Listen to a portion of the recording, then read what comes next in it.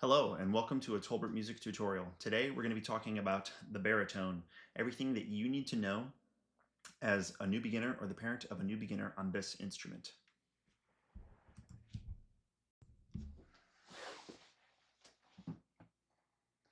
Now the first thing that you'll notice is that I've moved myself to the floor. This is really important, and it's kind of shocking how many students will have the instinct to try to open this big bulky instrument on their lap. It's really important not to do that. It will end up falling out onto the floor and cause a massive amount of damage to the instrument. You don't want to do that. You always want to open it on the floor. Don't even open it on a table. That's just another place for it to fall off of. Always on the floor. Most baritone cases are going to be very similar, if not exactly the same to this. In rare cases, there will be ones that zip rather than have buckles, or the buckles will be slightly different. I can't tell you exactly what your case is going to look like, but it is most likely to be like this. The most common way to tell whether you're opening it right side up is where the logo is facing. The logo should be facing up. Another way is that the rounded part of the buckles should be facing up. If you have a different case, if you happen to open it upside down, it's just not going to be the end of the world, especially if you're opening it on the floor. So don't stress about it too much. We'll try to get it right side up, especially after we've taken note of that on the first time. For the first time, you just snap these buckles up, and it's possible they'll need a little coaxing for this to fall down. And then we can open up the instrument. Taking this instrument out is incredibly easy. All you got to do is I like to stand it up resting on the case itself like this before I get a good handle on it. And then we'll talk about how to put the mouthpiece in properly. All right, now that you got your baritone out, we got to talk about how to get the mouthpiece into here correctly. What I like to do is I like to tilt the baritone a little bit like this. I'm hugging it towards myself so that I have a nice firm grip on it. And I like to get gravity to do the main bit of work for me. Gravity is going to pull the mouthpiece down, but that is not enough. If the horn were to tilt this way, gravity will pull it right back out, and this will go clanging down onto the floor. We do not want that. That's an expensive repair. You might have to completely replace the mouthpiece if this gets damaged and destroyed. So we want to let gravity start us, and then in order to get it secured into place, what we're going to do is we're going to apply downward pressure and twist. Downward pressure and twist. I didn't go a quarter of a turn. I don't think I even went an eighth of a turn. It doesn't need to be that much. That's not what we're trying to do to get this thing into place correctly. It's just enough you can sort of feel it seat itself in. And now that I've done that, it's like the sword and the stone. Oh, I'm pulling hard. You can't pull it out by pulling straight, and gravity won't pull it out by pulling straight. To get it back out, you have to twist in the opposite direction as you pull. Push and twist, it's locked in place. Pull and twist, it comes out. You want to practice this a little bit. Go over it several times. Make your student go over it several times so that you know that theirs is going to be secured in place correctly. Okay? Never, ever bop the mouthpiece into place. Never bop it into place, and do not allow your student to do it. If you see them bopping it, stop them, because what can happen is this can get lodged in there in a way that it can't come out except with a special tool. And when you've done that, sometimes you've caused damage to the mouthpiece. Sometimes, even worse, you've caused damage to the lead pipe. So never ever bop the mouthpiece into place. All right, it doesn't automatically happen. Almost all students are going to do this at some point. They're going to experiment around. It doesn't destroy it. Don't panic and freak out. But if you see it, you've got to correct that, because otherwise you're going to end up with a damaged instrument. Okay, great news. Your instrument is put together and you're ready to start making your basic sounds. Let's talk about how to hold it first before we worry about how to blow into it. So you're going to take your left hand and you're going to give a nice bear hug to this instrument. You're going to come around this way. I have a big enough hand that I can sort of get around both of these slides here like this. Some students might need to hang on here. If you can get all the way around to here, that can be very helpful. Ultimately, you're going to find your own comfortable hand grip down here. But that's what's going to hold on to the instrument, is your left hand over here. That's fundamentally what holds the instrument. And when you're in rest position, I let it kind of fall the rest of the way down to my lap, like this, and I'm just holding on very gently with this hand in order to keep it stabilized. That's kind of what rest position looks like. It would also be acceptable for you to just have it kind of laying on your lap like this. This would be a great rest position as well. When we're coming to playing position, we get that left hand so that it's secured. Our right thumb is going to come up underneath the back here, and our 1, 2, 3 first fingers are going to line up with these buttons here. The pinky is just going to kind of float off in its own space over here. I end up resting it on the side of this valve myself, but some people might rest it on this tube or elsewhere. Okay, so left hand around, right hand lines up with the buttons, and then you just have to sort of orient it so that the mouthpiece is lined up with your face. You bring the instrument to you. You bring the instrument to you, not you to the instrument, not you to the instrument. The instrument comes to you. I have it sort of propped up on my belly, and then I'm really just using my hands to tilt it towards myself like this. And that's the proper way to hold on to the baritone. Now for sound production, you have to first form what's called your embouchure. Your embouchure is the way that you form your mouth in order to play the instrument. The euphonium embouchure, or the baritone embouchure, is extremely simple and straightforward. Don't overthink it. Try to say like that's delicious. We're not protruding the lips at all. They stay back like this, and they go inside the mouthpiece. We try to hold our face firm. We're pushing our lips together a little bit, like kind of a firm and then you blow air through so that the center of your lips will buzz like this. The center should be buzzing. You don't need the whole thing buzzing. You got to pull your lips a little tighter so it's really coming through the center. And that might be your first sound. More likely your first sound will be something like that's totally fine too. We'll take just about anything we can get at the very beginning. Fortunately, with the baritone, the first sounds tend to be some of the easiest ones. You're going to get something out most of the time with this instrument. What we want to do is we want to eventually stabilize so that it's going to sound like or that might actually be the more likely notes that you're playing at the very beginning. One of these two is almost certainly what you're going to want to end up stabilizing at first. It's very common at the beginning, and again, it's okay. One of these two is probably what you're going to stabilize on. Okay, so once you have that first sound stabilized, the first note that we're going to try to get everybody to match together in class is called C, and on baritone, you're going to put down your first and third finger. We number the fingers 1, 2, 3, starting with the one that's closest to us. 1, 2, 3. And so the fingering for C is 1 and 3. 1 and 3. And that's what it should sound like. And if you have a piano at home, you can play a C on your piano, and it should be the same basic sound on your piano as well. For the second note that we teach in our method book, you're going to be doing the note D. It's fingered with 1 and 2. It should feel very, very similar to your embouchure. It should feel almost exactly the same as the first note.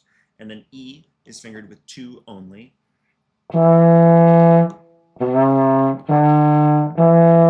These are big valves, and it's actually a relatively long distance that they have to go up and down. Your students might be they're going to have to gain the strength to do it, especially if you're a younger beginner. It's totally normal for them to have to fumble around a little bit or get their fingers in here in a little bit of a funny way to get strong enough to be able to push these down. I'm pushing them down because trumpet is my main instrument, and so I'm well trained on a 3-valve instrument. It's normal for the fingers to be a little bit more of a complication. It's normal for this to be a little bit more of a complication, but this is what it should look and sound like once you have the first 3 notes correct. C, D, E, and then it's off to the races from there. Okay, so you've got your baritone out, you've got the mouthpiece put in correctly, you've got your first sounds and your first 3 notes done. It's time to talk about longer term maintenance, and we're going to begin with oiling the valves. Oiling the valves on this instrument is a pretty straightforward process. I'm going to walk you through the entire thing. Notice that I've taken the mouthpiece off of the horn here because I just don't want there to be any risk of that getting knocked into place or anything. There's a little bit of play here in how it rests on the desk because it's rounded over here and over on the bell on the other side as well. Okay, the first step for oiling your valves is to take this joint right here and loosen it on all 3 valves. I'm going to go ahead and just do all 3 valves. And when you're oiling your valves, you should just go ahead and oil the valves every single time. There's no point in doing just one valve. It doesn't really make any sense. Once you have these loosened, it's time to take them out part way. It is possible for them to come out all of the way, like this. Don't worry, you haven't broken anything, but you do need to get it back, and you do need to get it back into the correct one. This one isn't marked, so if I were to take out multiples at a time, I might be in trouble figuring out where it goes. I'd be able to help you with that if you brought it into class that way. So don't panic if it does happen, but let's try to just keep them from coming all the way out. There's really no need for them to come all the way out at this time. So we get them exposed. This silver part here is actually going to be scraping against the inside wall of this cylinder here. And that's why it so badly needs lubricant, because we don't want metal scraping against metal. If you run the valves dry a lot, then you can actually scratch the surface of the inside of this and of the outside of that, and that can cause more permanent damage. So it is really, really important that you oil the valves from time to time. In order to oil the valves, you'll see what I'm doing is taking this valve oil, I'm touching the cap directly to this silver part right here, and I'm just gently, very, very gently squeezing the bottle so that valve oil comes out. It's going to naturally just drip around the edges of the holes, and when I get the instrument put back together and I have it turned right side up, gravity is going to start pulling the oil down and around the valve, and just by moving the valves a lot, we're going to get it distributed throughout. So you don't have to worry about covering every square millimeter of this particular surface. You just want to get a decent amount dripped in. Take a look at the top of my valve oil. You can still see the liquid shaking around in there. It's not like I used some massive quantity of this oil. When you're touching the tip to the silver, the tip of this to the silver of that, then the oil is automatically going to start coming out of here, and you barely need to squeeze this bottle. If you use this in the correct amount, it will probably last you the entire first year. If you do end up using it up, the good news is that it's absolutely dirt cheap to replace. It's not expensive, and you don't need any of the fancy stuff. You can just rebuy this same exact stuff, or really anything else that they have on offer there. All right, now getting these back in is not perfectly straightforward. You're going to notice that there's a plastic stopper right here, a plastic notch that has to be lined up in the right place. This is not the right place, and so the valve won't go back in, and these threads can't reach to actually get screwed back in. I'm going to have to turn this until that plastic notch is lined up, which happens to actually be on the back of the cylinder over here. And now you'll see that the valve can go up and down all the way. Once it's lined up in the right place, then you can thread this cap back on. Be careful that it's threaded correctly. Sometimes you will thread it incorrectly, and that's okay. Be very patient. You don't want to be tightening it firmly when it's threaded the wrong way, or you're going to have to get that rethreaded, which can be pretty expensive. Okay, and then hand tightened. Hand tightened. A nice firm twist, and that's all we need. Same thing here. We're going to line up this notch, and then we're going to get that threaded correctly. Hand tighten. Line this up. Begin threading correctly.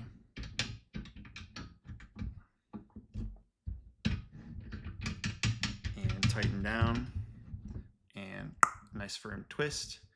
And it's in position correctly. Now, in order to get these valves working really well, all you got to do is pump them a bunch. Once you pump the valves a lot, it moves the valve oil around in here, and when I pick it up into playing position, gravity will start pulling it down, and they're going to move a lot smoother for me.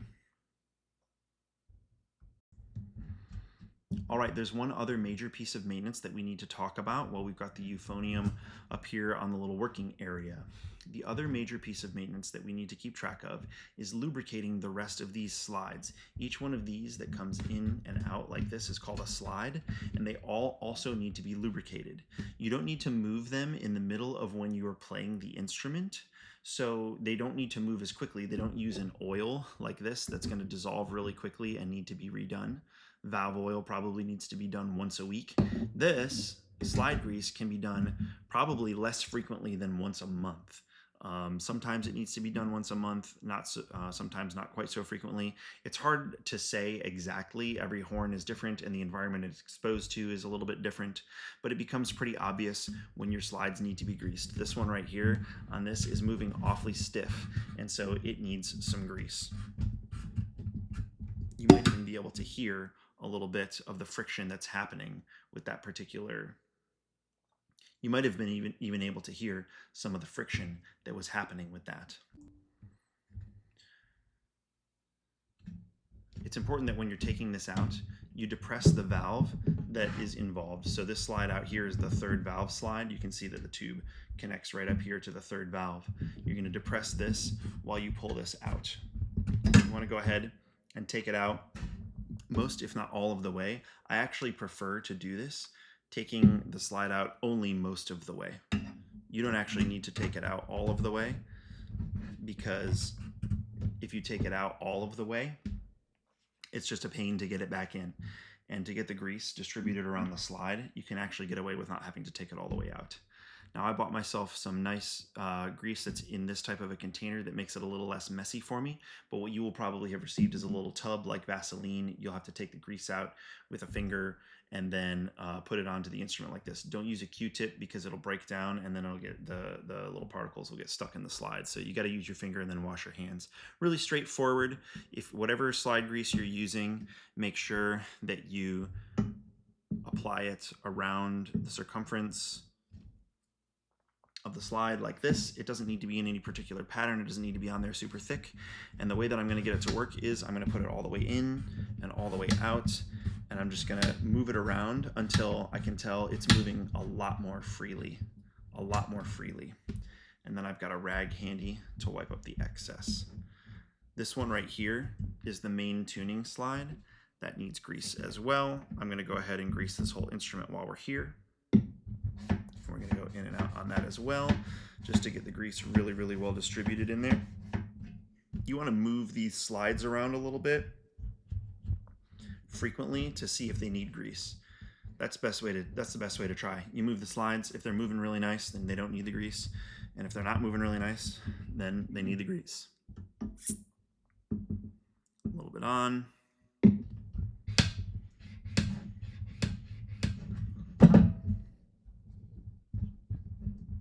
Moving the slide around. This one is more likely to come all the way off, so that's why I made sure that I had the valve depressed there as well, so that I don't get a little vacuum pop going on. But it's the same basic concept.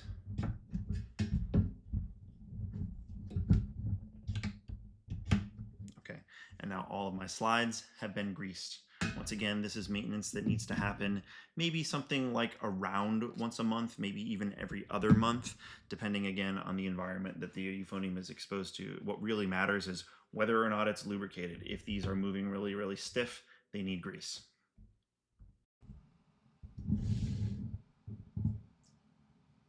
All right, well, that should cover us on the baritone. You should have taking it out, getting the mouthpiece put in, your first couple of notes, and the maintenance that you need to do on it to make sure that it stays in working order throughout the school year. If you have any additional questions, please don't hesitate to reach out. And if you have any feedback about additional things that we should have included in this video, please don't hesitate to share those with us as well, and we'll try to get them edited in. Thanks again for your time, and we will see you in class.